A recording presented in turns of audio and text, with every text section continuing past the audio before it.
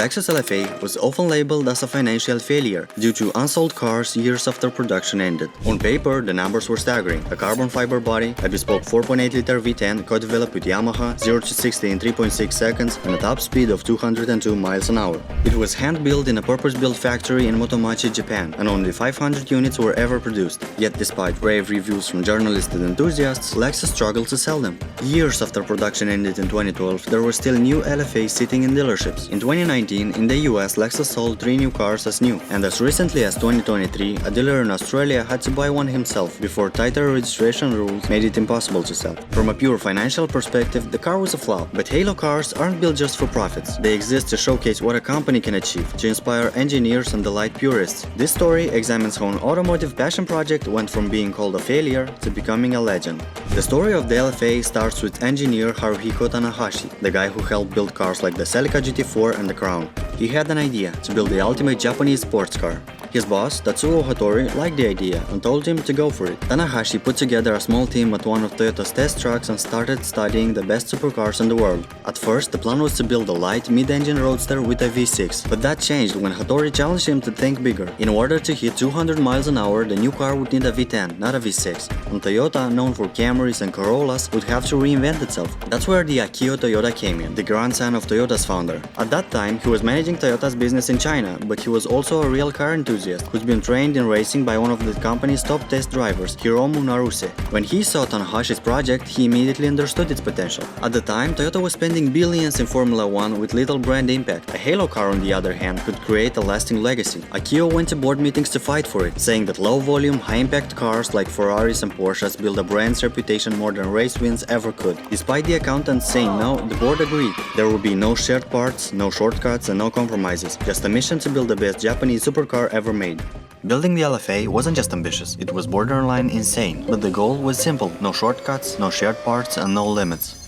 Tanahashi wanted the car to have a full carbon fiber structure, even though Toyota had never built anything like this before. So, instead of outsourcing it, they decided to learn how to do it themselves. Toyota went back to its roots as a company that once made textile looms and built an advanced 3D carbon waving machine from scratch. This loom could wave strong, seamless carbon pieces, things like roof pillars and chassis sections, without any weak points. The result was a body that was both extremely light and incredibly rigid. To save even more weight, the body panels were made of fiberglass, reinforced with tiny air-filled micro balloons.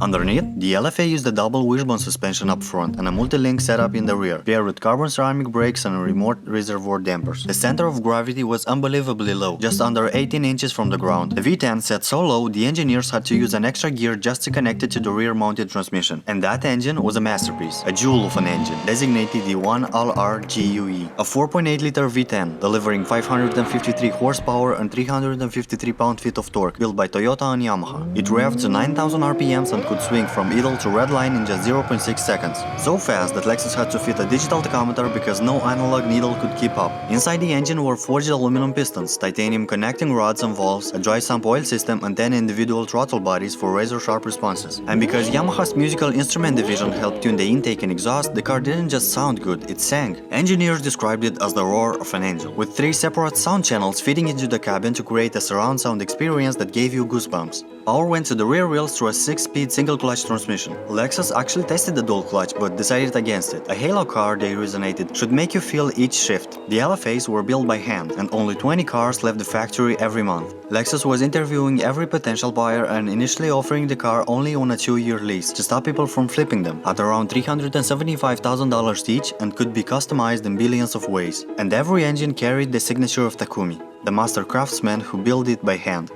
Now, before we move forward, let me tell you about today's sponsor, Clearlids. If you're a Jeep fan and love adventure but hate fumbling with freedom panels, Clearlids has you covered. Their clear panoramic Jeep top replaces those annoying removable panels with one seamless piece. No assembly needed, no extra hardware, and it fits all Jeep Wrangler models. So what makes it awesome? First, it's super durable, lightweight, and shatterproof, so you get that open-air feel without worrying about cracks or rattles. It keeps you comfortable all year round thanks to a complete weather seal, so go roof off in summer and stay snug in winter. Plus, you get 99% UV protection with a light tint that lets you see the sky. Installation process is super straightforward. It retains all factory mounting locations, and since it's made in the US, you know it's built to last. So if you want to simplify your Jeep life, click the link down below or scan the QR code you see on the screen to get an exclusive $50 discount when you shop on clearlids.com. Thank you Clearlids for supporting the channel. Now let's get back to the video. In the car world, a halo car is the industry slang for a flagship that's meant to lift the entire brand. Audi had the R8, and Lexus hoped that the LFA would do the same for its new F line of performance cars. But when it came to marketing, Lexus kind of tripped over its own feet. To buy an LFA, you couldn't just walk into a dealership with a check. You had to apply for the privilege of leasing one, and during that lease, you weren't even allowed to sell it, transfer it, or even hint that you might flip it. The idea came from a good place. Toyota wanted to keep speculators from snatching up cars and reselling them for profits. But it also felt like they were borrowing a page straight out of Ferrari's playbook. See, with Ferrari, this kind of gatekeeping works because their whole legacy was built around racing first and selling road cars just to keep the race team alive. Over decades, that turned into a culture where exclusivity and strict buyer rules actually make the cars more desirable. It's part of Ferrari's DNA. But people don't expect that from Toyota. Lexus buyers are used to transparency and reliability, no valve drop admissions and resale bans. So when Toyota tried to pull a Ferrari move, it just came off as confusing, even a little pretentious. Instead of adding mystic, it clashed with what the brand stood for. Super rich buyers aren't used to begging for the right of spending hundreds of thousands of dollars. And by the time deliveries finally started in 2011, the world had moved on. Nissan's GTR offered nearly the same performance for a third of the price. Ferrari and Lamborghini had moved too fast, seamless dual-clutch gearboxes, making the LFA single-clutch unit feel a bit old school. Even with only 500 cars built, Lexus struggled to sell them. Production ended in late 2012, yet unsold LFAs sat in showrooms for years. In fact, Lexus sold 3 brand new LFAs in the US as late as 2019, and in 2023, a dealer in Australia actually bought his own car just to keep it from being deregistered. Some people joke that the F in the LFA stood for failure, but that's not the full story. The car may not have been a sales hit, but it redefined what Lexus could be, proving that the brand could build a supercar worthy of Ferrari or Porsche, and inspiring a whole new generation of F-Sport performance model that followed.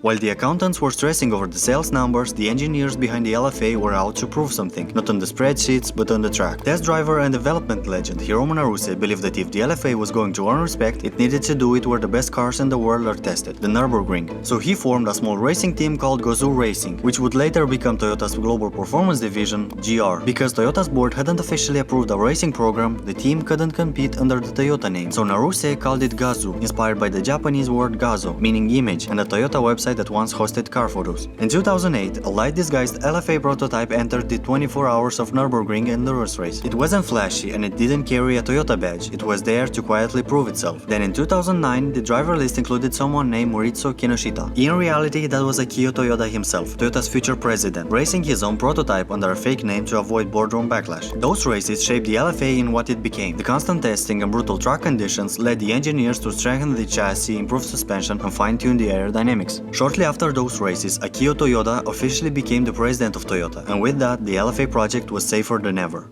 But the Nürburgring would also leave a scar. In 2010, while testing a prototype near the track, Hiromu Naruse tragically lost his life in an accident. Lexus later honored him with an LFA Nürburgring Package, a more powerful, sharper, track-focused version with extra downforce and grippier tires. In 2011, a racing driver, Akira Iida, drove that version to a blustering 7 minutes and 14 seconds lap around the Nordschleife. At the time, the fastest lap of a production car, and proved that the LFA wasn't just a pretty face.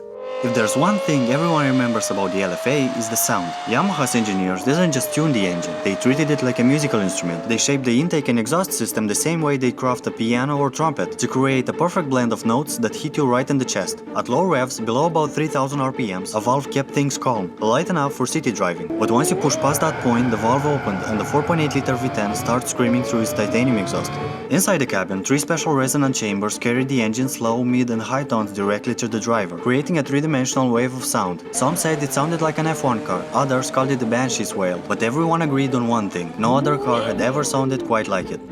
When the LFA first showed up as a concept in 2005, it looked like something from another planet, sleek, sharp, and way ahead of its time. But by the time the production version hit the streets in 2010, the world had moved on a little. Supercars had become louder, wilder, and more extreme looking. Next to the latest Lamborghinis and McLarens, the LFA almost looked polite. Then there was the gearbox. While the LFA's 6-speed single-clutch transmission was quick for its time, everyone else already moved on to the next generation of lightning-fast dual-clutch gearboxes. Against rivals like the Ferrari 599 GTB and Lamborghini Aventador, cars in the same price range, the Lexus felt old school in all the wrong ways. And to make things tougher, Nissan had released the GTR in 2007, a car that could match the LFA's performance for about a fifth of the price. That made it harder for buyers to justify spending $375,000 on a Lexus, no matter how special it was. But as a halo car, the LFA's success wasn't measured in sales, it was in influence. The lesson learned from building its carbon fiber chassis and advanced materials helped shape future Lexus models like the LC500. And the secret Gazoo Racing team that Naruse started at the Nürburgring, it's now a full-blown global brand, GR, responsible for cars like the GR Yaris, GR86 and the reborn GR Supra.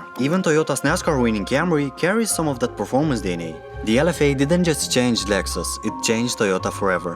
So, was the Lexus LFA a failure? If you judge it by the numbers, maybe. It cost nearly $1 billion to develop and took years to sell out. On paper, it made no financial sense. But halo cars were never meant to make money. They are built to push boundaries, to inspire the people who build them and to show the world what a company is truly capable of. And in that sense, the LFA was a masterpiece. It proved that Toyota could build a supercar from the scratch. It invented its own carbon fiber process, delivered one of the most glorious engines ever made, and redefined what a Japanese car could be. It gave birth to Gazoo Racing and the GR and F models that carry its DNA today, and with every passing year, the LFA's reputation only grows stronger. It's no longer remembered as the failure some once called it. It's seen for what it really is, a symbol of Japanese engineering ambition and a car born from passion, not profits. If you guys enjoyed watching this video, make sure to leave a like and subscribe. And until next time, here are some other videos you might want to check out.